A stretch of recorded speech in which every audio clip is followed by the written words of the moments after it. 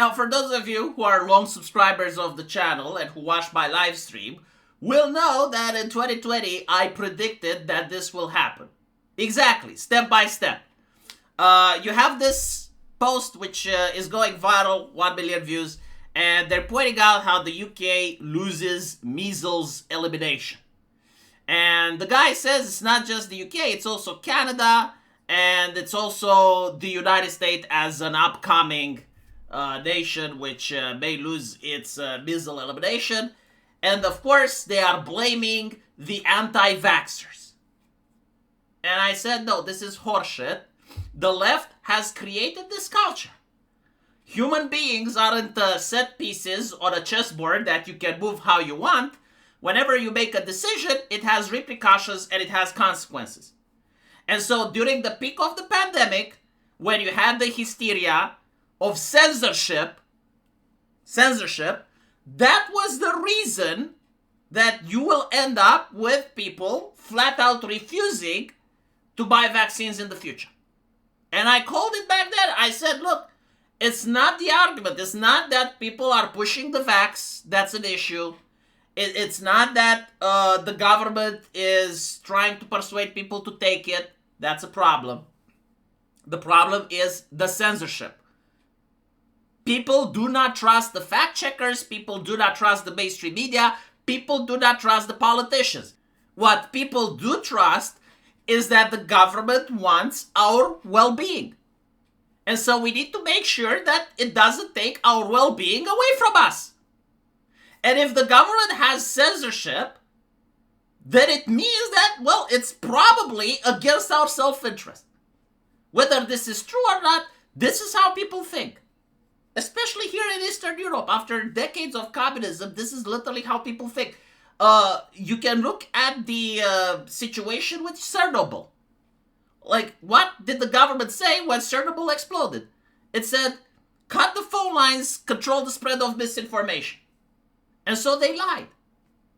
And that's just one example. Like, you can look back in the past and you can see how many times did the government have censorship and it was like legitimately for the good of the people. So I have never seen in my entire lifetime, including communism, as much censorship as I saw during the pandemic. And recently we had the Twitter files, which basically showed that Jack Dorsey was censorship on behalf of the government. And the UK government wasn't pushing censorship that's anti-science. It was very explicitly pushing censorship that goes against the government mandates. And you saw that in Australia as well, where the Prime Minister basically told the person who was double vaccinated that he is an anti-vaxxer specifically because he is against the government policies. And while I was watching that, I was saying there is absolutely no way that this is not going to have social consequences down the line. You cannot treat people as if they're children. You cannot infantilize your population. They will not rebel. They will not go on the streets because they're afraid. But what you are going to get is malicious compliance. You are going to get spite. You are going to get hatred. When you treat people like children, people behave like children. Right? Like, how many times do you not know when you were a teenager and you felt that the parents are being unreasonable and they're doing something just to upset you, and so you did something else to upset them even if it was at your own detriment? How many of us haven't been there? If the government does this at a large scale, then people are going to do it back at a large scale.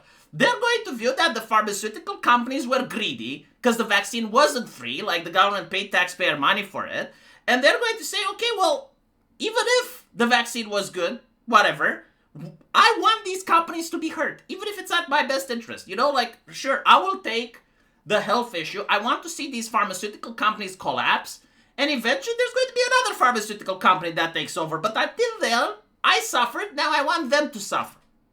And you know what people suffer? They suffer dignity.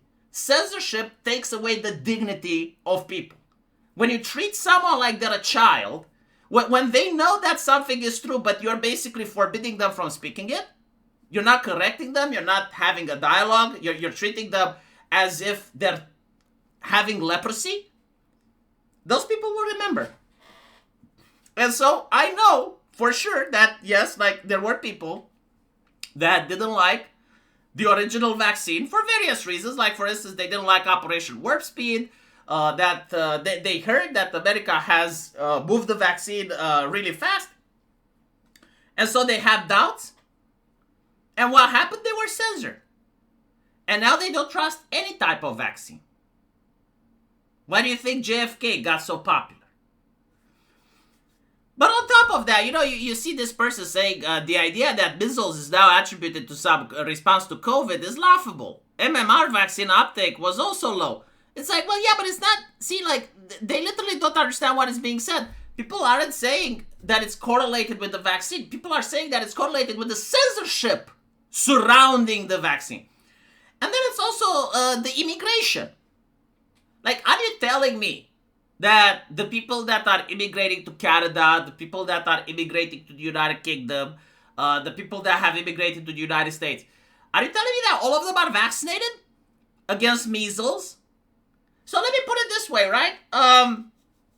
If you have an immigrant coming on a boat in the UK and he has measles, is that not reported by the NHS?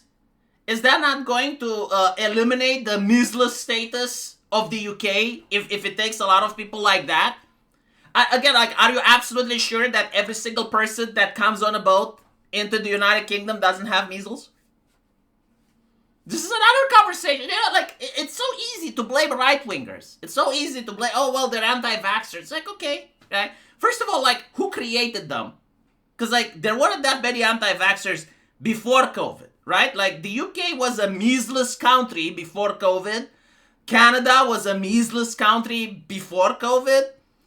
The United States had no problem with measles before COVID, right? So, like, just pointing it out there that all these countries that you're naming didn't have an issue with that.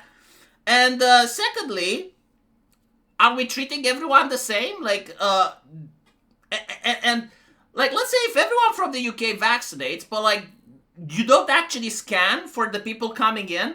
And let's say like some of the people coming in have the measles. How is the fault of the people that were the native population and they already vaccinated? Such disingenuous arguments. But I predicted that this would happen. I predicted that the vaccines are going to go down. I predicted that you're going to see polio and measles coming back. And I also predicted that people are not going to take responsibility. They're not going to blame the censorship. They're not going to blame the politicians. They're still going to blame the people that are basically giving the middle finger, if any, by the way, because I don't know if it's the local population. But even if there is, they're going to blame the people that are going to give the middle finger to the government and be like, you force me? Okay, I'm not going to comply. Like, this is interesting. Like, people generally don't understand this mindset. It's like, how can you think like that? Then you will suffer. It's like, yes. That's how the person thinks. Like, they will suffer. The government treated them like children, so they're behaving like children. It's not rocket science. Let me know what you guys think. And as usual, I will see you in the comment section. Take care.